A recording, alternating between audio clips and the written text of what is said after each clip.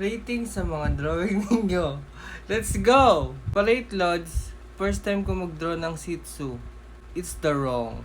Mali ang spelling mo ng Shih Tzu. Ang tamang spelling ng Shih Tzu is this. Shih Tzu. Okay? Charot. Para siyang realistic na may unique art style.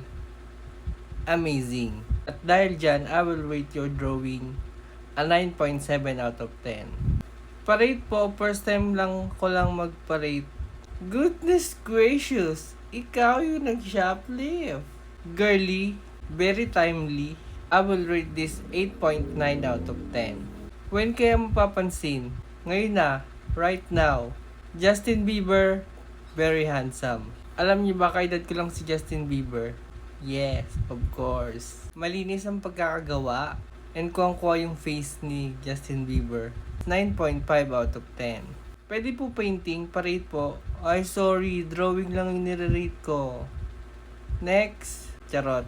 Ang ganda, paano nagawa yan? Anong technique na ginamit? Paano siya na-achieve? Ayan, para makita natin.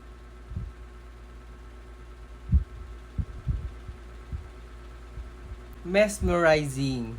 9.9 out of 10. Wala lang, trip ko lang 9.9. Bakit ba? For me lang yung mga rate ko Kung 10 out of 10 para sa inyo, i-comment nyo. For me, it's 10 out of 10. Ganun lang, okay?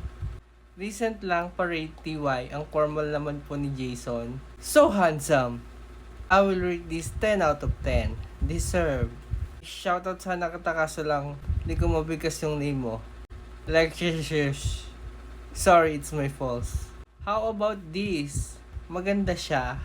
Nakikringy lang ako kasi hindi bagay yung drawing sa frame. For me lang naman Kasi yung frame parang pang formal yung ilalagay mo dyan, like grad pic, certification, charcoal portrait, mga ganon. Yun lang naman. Pero magaling yung drawing, mabisa. I will rate this 9.8 out of 10. Bagay siya sa ganitong frame. Ganito lang.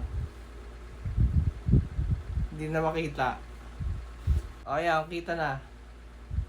Yan. Perfect!